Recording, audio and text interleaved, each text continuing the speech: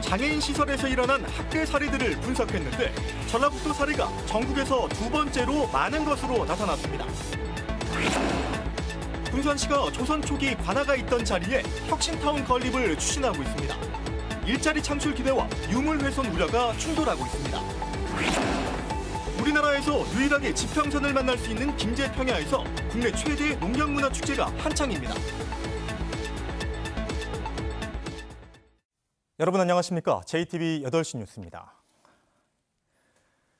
정부가 처음으로 장애인 학대 사례들을 조사한 결과 이 학대가 가장 많이 일어난 곳은 장애인들이 생활하고 이용하는 집단 시설이었습니다.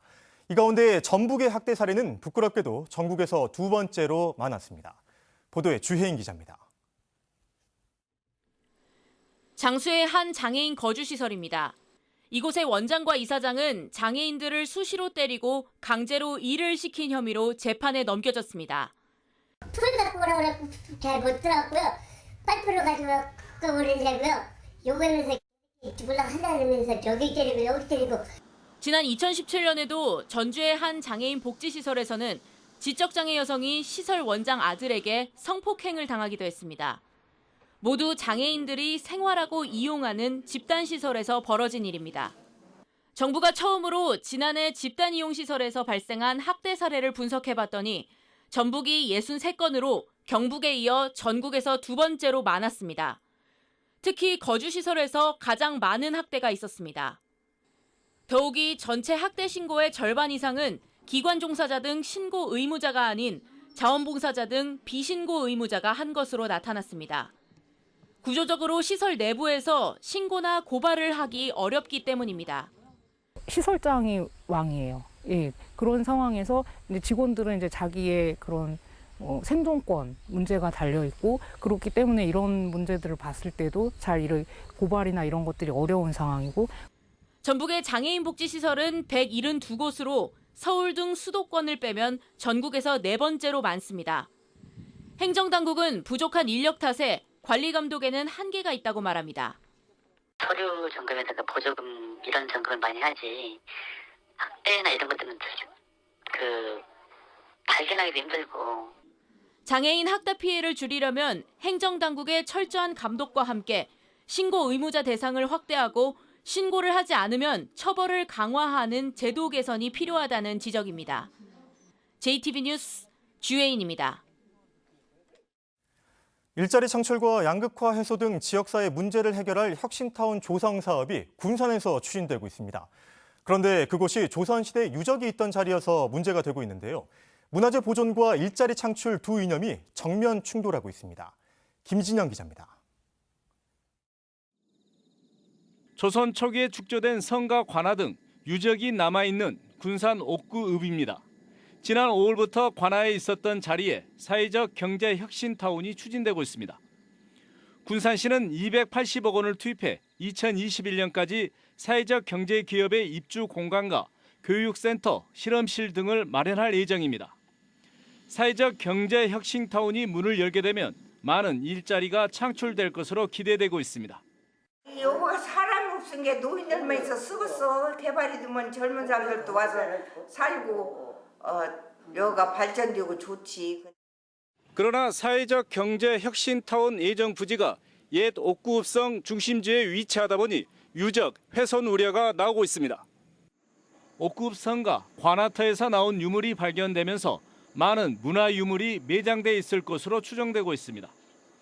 때문에 혁신타운은 접근성이 뛰어난 군산 도심 지역으로 옮겨 추진하고 이곳은 문화유적 보존을 위한 대책이 뒤따라야 한다는 겁니다.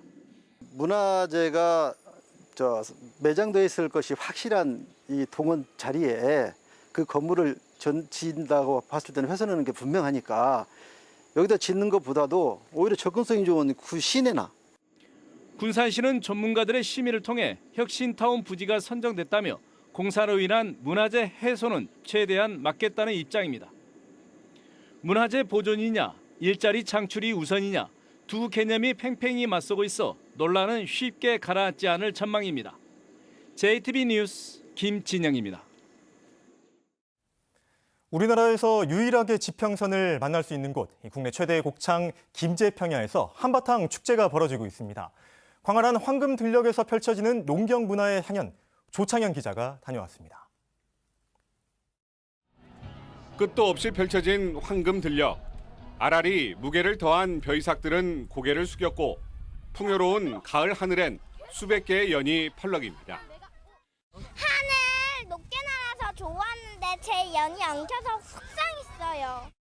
벼 사이로 뛰어다니는 메뚜기를 잡으며 아이는 신이 났고 메뚜기 여러 마리 잡아서 너무 좋아요. 어른은 어릴 적 방학 숙제의 추억이 떠오릅니다. 여름방학 때 숙제로 나왔던 공균채집이나 아니면 가을철에 친구들끼리 누가 뭐 더 많이 잡나, 누가 더 큰 걸 잡나 내기도 했었고. 올해 김제 지평선 축제는 그동안 5일씩 하던 축제 기간을 2배로 늘렸습니다. 그만큼 체험 프로그램도 풍요롭습니다. 애들은 이게 수학이라기보다는 약간 놀이에 가깝게 느껴졌겠지만 그래도 이렇게 한번 체험해보면 나중에 다시 한번 책으로 봤을 때 아, 그때 했던 게 이게 예전에 쌀을 수확했던 방법이었구나. 김제 지평선이라는 이 축제는 그 민속이라는 축제도 많고 뭐 허수아비나 이런 것도 막 많이 있어서 그 애들이 체험할 수 있는 게 많아서 참 좋은 것 같아요. 100여 가지 전통 농경 체험 프로그램으로 꾸려진 이번 축제는 다음 달 6일까지 이어집니다. JTB 뉴스 조창현입니다. 지난 2015년 이후 성매매 혐의로 붙잡힌 전북의 공무원이 모두 42명으로 집계됐습니다. 민주당 소병훈 의원이 경찰청에서 받은 자료에 따르면 전라북도 자치단체 공무원 39명과 경찰 공무원 3명이 2015년 이후 성매매 혐의로 검거됐습니다. 소병훈 의원은 모범이 되어야 할 자치단체 공무원과 단속을 하는 경찰관의 기강해이가 심각하다며 대책 마련을 촉구했습니다. 지난 6년간 전북의 사립학교들이 교육청 요구보다 수위를 낮춰 교직원을 징계한 사례가 절반을 넘은 것으로 나타났습니다. 민주당 신경민 의원은 지난 2016년부터 올해 8월까지 전북교육청이 사립학교에 요구한 교직원 징계 처분은 173건인데 55%인 96건은 교육청 처분보다 낮은 징계가 이루어졌다고 밝혔습니다. 신경민 의원은 징계권이 있는 사립학교 법인의 제 식구 감싸기 행태라고 비판했습니다. 익산시가 전주와 익산, 군산을 연결하는 셔틀 열차 도입을 추진합니다. 익산시는 전주와 익산, 군산의 이동 인구가 지속적으로 증가하고 있어 KTX 익산역을 중심으로 한 셔틀 열차 운행 타당성 조사를 진행하고 있다고 밝혔습니다. 용역 조사는 오는 12월쯤 나올 예정으로 수익성 확보와 운영비 조달이 관건이 될 것으로 보입니다.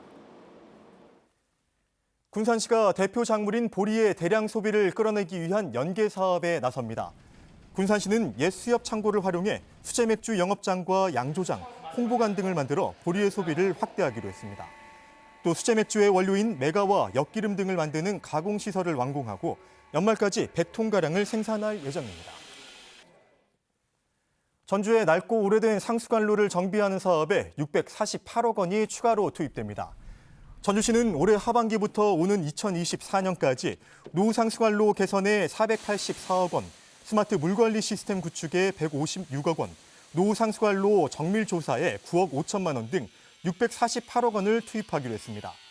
전주시는 이들 사업이 완료되면 정수장 수돗물이 가정까지 공급되는 비율인 유수율이 현재 79%에서 95%로 높아지고 급수 중단 등 수돗물 사고가 줄 것으로 기대했습니다.